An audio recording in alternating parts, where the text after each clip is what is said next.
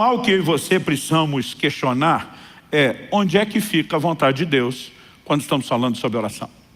No Salmo 6, 9, eu estou escolhendo um de muitas menções nos Salmos, Davi diz: o Senhor ouviu a minha súplica, o Senhor acolhe a minha oração. Ou seja, ele não está falando de Deus fazer apenas algo que quis, mas está falando de Deus literalmente atender aquilo que ele clamou a Deus para que Deus fizesse. No Evangelho de João, nós temos algumas declarações que também não podem ser ignoradas. João capítulo 14, versículo 13, Jesus diz: e tudo o que vocês pedirem em meu nome, isso farei, a fim de que o Pai seja glorificado no Filho. Se me pedirem alguma coisa em meu nome, eu o farei. Eu não sei você, mas eu fico empolgadíssimo com declarações como essa, né? Ao olhar para as declarações da palavra de Deus, no mesmo Evangelho de João, nós vemos outras afirmações, como por exemplo, João 16, 23 e 24, Jesus diz: naquele dia vocês não me perguntarão nada. Em verdade lhes digo, se pedirem ao Pai alguma coisa em meu nome, Ele lhes concederá. Até agora vocês não pediram nada em meu nome. Peçam e receberão, para que a alegria de vocês seja completa. Ele não está falando mero e simplesmente Deus fazer apenas o que quer. Mas ele está sinalizando que eu e você podemos alcançar de Deus algumas coisas que nós queremos, porque nos posicionamos para pedir. E Tiago diz: alguns não estão alcançando, é porque não pedem. Outros até estão pedindo, mas não chegam lá, porque pedem mal. Estão fazendo a coisa certa do jeito errado. Mas o que a Bíblia está mostrando é que se eu e você fizermos a coisa certa do jeito certo, nós podemos ver a ação de Deus e o sobrenatural invadindo as nossas vidas. Quem está entendendo, diga amém. No entanto, não podemos negar que há uma relação muito forte na Escritura entre oração e a vontade de Deus.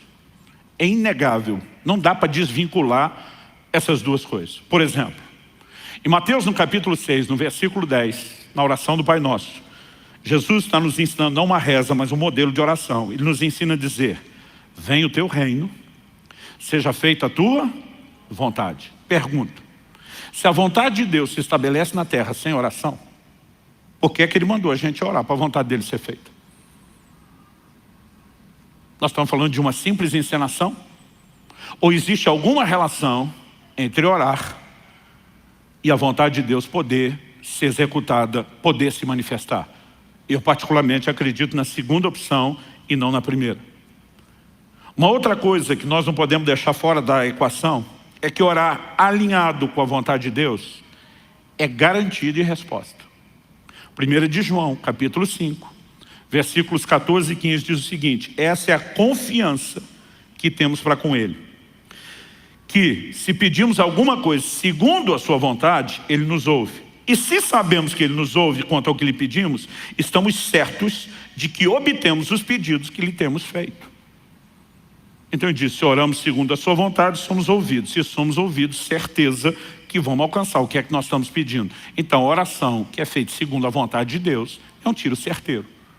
Pastor, como podemos saber a vontade de Deus ao orarmos? Em primeiro lugar, o que Deus já revelou na Escritura, o que Deus já revelou na palavra. Em segundo lugar, eu e você podemos lidar com questões que são de ordem personalizada. Não são detalhes que estão nas Escrituras. Quando Kelly estava grávida do Israel, nosso primeiro filho, estava se aproximando a hora do parto. Me lembro de um dia que eu estava no meu momento devocional, de oração com Deus. O Espírito Santo falou comigo: ore e jejue, porque você vai enfrentar uma grande batalha na hora do parto do seu filho. A partir daquele momento, durante 6 dias, eu não comi absolutamente nada. Eu fiquei em oração e intercessão contínua, até que no 6º dia me veio o que eu chamo de um testemunho de vitória. Alguns dos crentes mais antigos, em especial do meio pentecostal, usavam uma expressão que é: nós vamos orar até chegar lá.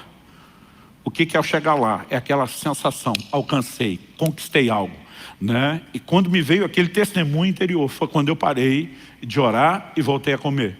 Quando chegou o dia do parto, houve uma grande complicação. E de acordo com os próprios médicos, meu filho só sobreviveu por um milagre, por algo que eles não sabem explicar. Agora, se Deus já queria fazer um milagre, por que é que me mandou orar primeiro?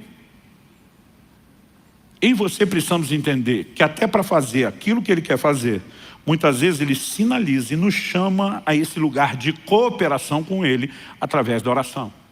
Mas quando oramos dentro da vontade de Deus, é certo que Ele nos ouve. E se é certo que Ele nos ouve, é certo que vamos receber. Então, além daquilo que já está revelado na Escritura, a única outra forma pela qual eu e você podemos ter certeza da vontade de Deus é quando o Espírito Santo nos dá um direcionamento mais claro e específico. Além disso, vamos colocar ainda nessa equação algo que volta e meia eu falo aqui. Eu sempre tenho dito que oração não é só o meio através do qual eu e você conseguimos de Deus o que a gente quer. Isso é uma parte da oração, mas não é a verdade completa. Porque a oração também deveria ser em contrapartida, o meio através do qual Deus consegue de nós o que Ele quer. A oração também deve compor na nossa vida um ambiente de rendição e de sujeição à vontade de Deus. A Bíblia diz em Mateus 26, 39, que no Getsêmani o Senhor Jesus ora, né? O livro de Hebreus interpreta o que aconteceu no Getsêmani, dizendo que Jesus ofereceu com forte clamor e lágrimas, orações e súplicas a quem o podia livrar da morte. Então, quando lá no Getsêmani nós lemos nos evangelhos Jesus dizendo: Pai, se possível, passe de mim esse cálice. Cálice no próprio ensino de Jesus fala de sofrimento. Ele basicamente está dizendo para Deus: se tiver um plano B que dê para evitar a morte por crucificação, vamos ativar o plano B. Contudo, seja feito não a minha, mas a sua vontade. A oração sempre tem que nos levar ao lugar da vontade de Deus. E se a nossa vontade estiver em colisão com a dele, nós precisamos nos submeter à vontade dele. Ou seja, até agora, o tempo todo, nós estamos vendo uma forte relação entre oração e a vontade de Deus. Essa é uma das razões pelas quais as expressões de fazer lembrar do Senhor não tem papel informativo, mas são um posicionamento de dizer: o Senhor já revelou sua vontade na palavra e nós apenas estamos colocando isso diante do Senhor para que fique claro que não estamos orando fora da sua vontade. Entender que há uma relação forte entre a oração e a vontade de Deus é importante. Mas não apenas entender que Deus não vai atender uma oração fora da sua vontade. Isso também é verdade e tem que ser trazido para dentro dessa ideia. Nós temos orações na Bíblia que foram ignoradas. Um exemplo disso, o que você vê em 2 Samuel, capítulo 12. Depois que Davi comete o pecado de adultério com Batseba, de homicídio de Urias, Natã, o profeta, é enviado a ele. Expõe e denuncia o pecado dele, anuncia uma palavra de juízo dizendo: essas serão as consequências dos seus atos de pecado. E entre eles, Natã diz: a criança que foi gerada nessa relação pecaminosa vai morrer.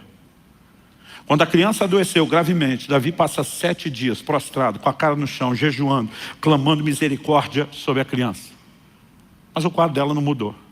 Porque Deus já havia sinalizado sua vontade. Diz: você pecou, o juízo está acontecendo, você vai colher o fruto que você fez. E a situação não muda. Embora seja o mesmo Davi que lá no Salmo 6:9 nós vimos ele dizendo: o Senhor atendeu a minha súplica, ele ouviu a minha voz. Aqui nós vemos Deus olhando para ele dizendo: nesse caso você não vai ser atendido. Aliás, vamos tirar um exemplo pessoal só de Davi e vamos tentar ter um olhar mais abrangente, genérico. Provérbios 28:9 diz assim: quem desvia os ouvidos de ouvir a lei, aqui a lei de Deus, a palavra de Deus, até a sua oração será abominável. Ou seja, uma pessoa que está andando contrária à palavra de Deus, em deliberada quebra de mandamentos divinos, sua oração não só não será atendida, como a Bíblia diz, é abominável a Deus. Então é evidente que nossas orações têm um poder extraordinário dentro do escopo da vontade de Deus. Ou seja, orações fora da vontade de Deus não serão atendidas. Por outro lado, me parece muito claro também na Escritura que a vontade de Deus, sem as nossas orações, também não será executada. Então, qual seria a razão pela qual Deus nos chama a orar pelo cumprimento da sua vontade? E não estou falando só de Mateus capítulo 6, venha teu reino, seja feita a sua vontade. Por exemplo, me acompanhe em primeira carta de Paulo a Timóteo, no capítulo 2, 1 Timóteo, capítulo 2, e vamos ler junto a partir do versículo 1. O apóstolo diz assim: antes de tudo. Sabe o que significa essa expressão traduzida do original grego aqui como antes de tudo? Significa antes de tudo. Às vezes a gente sempre quer um significado diferente, mas é isso mesmo. Em outras palavras, ele está dizendo, não tem nada mais importante, isso aqui é primordial, é o ponto de partida, vem antes das demais coisas. Antes de tudo, o que é que vem antes de tudo? Peço e façam súplicas, orações, intercessões e ações de graças em favor de todos os homens, ou dependendo da versão, de todas as pessoas. Pergunta: por que é que Deus quer que a gente ore por todo mundo? O apóstolo continua, inspirado pelo Espírito, e diz: ora em favor dos reis e de todos os que exercem autoridade. Isso aqui não é só privilégio, é responsabilidade da igreja orar pelos governantes. O texto diz: para que vivamos vida mansa e tranquila, com toda piedade e respeito. Quantos acreditam que Deus quer que a gente tenha uma vida mansa e tranquila? Mas Ele está dizendo: ore pelos reis e governantes para que vocês possam ter isso. Em outras palavras, Ele está dizendo: você não vai ter isso apenas porque eu quero. Você vai ter isso se você orar. Porque se você orar, eu vou poder fazer o que eu quero. Se você não orar, não vou poder fazer o que eu quero. Aliás, o texto continua e diz no versos 3 e 4: isso é bom e aceitável, dependendo da versão, agradável, diante de Deus, nosso Salvador. Que é bom e aceitável, orar por todos os homens. Aí ele diz no verso 4: o qual deseja que todos sejam salvos e cheguem ao pleno conhecimento da vontade, da verdade. Mas se Deus deseja a vontade dele salvar todo mundo, por que é que eu tenho que orar? Pois é, o tempo todo é o que a Bíblia nos mostra, que a vontade de Deus sem oração não será executada. Por outro lado, a oração fora da vontade de Deus também não será atendida. Mas existe uma combinação entre oração e vontade de Deus que se torna uma química explosiva. E aí nós voltamos à pergunta do início: por quê? Por que a oração é tão importante e necessária? E acredito que para a gente poder responder isso, nós precisamos de uma visão panorâmica, abrangente, maior. E precisamos olhar ao longo das Escrituras qual é o propósito de Deus desde o início com o homem em relação à terra. Alguém diz com muita propriedade que para entender o propósito você tem que voltar no início. Quando questionaram Jesus a respeito de divórcio e casamento, Jesus disse: nunca lestes que desde o princípio Deus os fez homem e mulher, e disse: deixará o homem seu pai e sua mãe, né? Se unirá a sua esposa, os dois terão a sua carne. Jesus vai lá no primeiro casal para estabelecer o padrão e o propósito de Deus para o casamento. Porque voltar à origem muitas vezes nos ajuda a entender o propósito. E quando falamos a respeito disso, quando você olha para a criação, lá em Gênesis, no capítulo 1, qual foi a declaração de Deus a respeito do homem? Ele diz em Gênesis 1, 26, Deus disse: façamos o ser humano a nossa imagem, conforme a nossa semelhança. Tenha ele domínio. Deus depois, o verso 27 diz assim: Deus criou o ser humano, a sua imagem, a imagem de Deus o criou, homem e mulher os criou. O verso 28 diz: Deus os abençoou e lhes disse: sejam fecundos, multipliquem-se, encham a terra e sujeitem-na. Aqui ele está falando da terra. Daí ele diz: tenham domínio sobre os peixes do mar, sobre as aves do céu e sobre todo animal que rasteja sobre a terra. Como é que a Bíblia se refere a esse mesmo episódio? No Salmo 8, dos versos 4 a 8, a Bíblia diz: que é o homem para que dele te lembres, e o filho do homem para que o visites? Fizeste-o, no entanto, por um pouco menor do que Deus. De glória e de honra o coroaste. Deste-lhe domínio sobre as obras da tua mão, e sob seus pés tudo lhe puseste. Aí ele afirma nos versos 7 e 8: ovelhas, bois, todos, também os animais do campo, as aves do céu, os peixes do mar, e tudo que percorre as veredas dos mares. Deus não estava dando domínio só sobre os animais, sobre toda a terra, sobre toda a criação, sobre tudo que Deus fez. O homem é chamado de a coroa da criação, não apenas porque é feito no final, mas a Bíblia diz: Deus o coroa de glória e de honra. Ele foi feito um pouco menor do que Deus, a imagem e semelhança de Deus. E aí Deus diz: tudo isso que eu criei, estou entregando a você. Você sujeita, você governa. Eu diria que a razão pela qual eu e você precisamos orar é uma questão de legalidade. Eu diria que é uma questão de jurisdição. Deus, ao criar o ser humano, diz: toda a terra criada está entregue ao seu governo e à sua autoridade. Você manda nisso aqui. E basicamente o próprio Deus que empoderou o homem para governar sobre a terra diz: para que eu possa agir, eu não passo por cima da autoridade que eu lhe concedi. Você precisa me solicitar formalmente para que eu possa interferir. O Salmo 115, 16 resume isso dizendo: os céus são os céus do Senhor, mas a terra Deus a deu aos filhos dos homens. Por que é que Jesus nos ensina a orar dizendo: venha o teu reino, seja feita a tua vontade aqui na terra como é feita nos céus? Porque na jurisdição dele, a vontade dele se estabelece sem restrição. Mas para que ela possa se estabelecer aqui, eu e você temos que clamar. Essa é a razão pela qual A vontade de Deus sem oração não se cumpre, e também pela qual a oração fora da vontade de Deus não atrai a intervenção dele, mas é a razão pela qual a combinação das duas coisas é uma química explosiva. Quem está entendendo, diga amém. O que você precisamos entender, que inclusive ratifica a autoridade que Deus deu ao homem. Outro dia alguém me perguntou: pastor, mas se o que o senhor está falando fosse verdade, que o homem tem autoridade sobre a terra, e Deus não quer passar por cima, e ele espera uma solicitação, como é que ficam as declarações de que a Bíblia diz que do Senhor é a terra e a sua plenitude? Deus não transferiu a posse do que lhe pertence. Deus lhe transferiu a autoridade de governo por tempo determinado. Mas até que o prazo de arrendamento encerre, ainda que tudo pertença a Deus, a autoridade foi dada ao homem. Aí alguém me disse: ok, mas então o diabo também não poderia agir na terra, e parece que ele está meio solto. Eu falei: ele está. Diferente de Deus, ele está. E alguém me perguntou por quê. Eu falei: vamos para a tentação de Jesus no deserto. Lucas 4, versos 5 e 6. A Bíblia diz que Jesus, quando está sendo tentado pelo diabo, num dos momentos, o diabo lhe mostrou todos os reinos, as glórias do mundo, e diz para Jesus: tudo isso te darei, se prostrado me adorares. O diabo diz assim para Jesus: porque me foi entregue, e eu dou a quem quiser. Jesus não olha para o diabo e diz: mentiroso, nada disso é teu. Até porque se fosse mentira, não seria uma tentação. Jesus nem questiona o que o diabo está dizendo, se ele tem o poder de entregar ou não. Ele apenas diz: está escrito, ao Senhor teu Deus adorarás, e só ele servirás. E Jesus sabia muito bem que ele veio para tomar tudo aquilo de volta como Redentor, sem precisar se curvar diante do diabo, sabendo que quem vai se curvar diante dele é o próprio Satanás.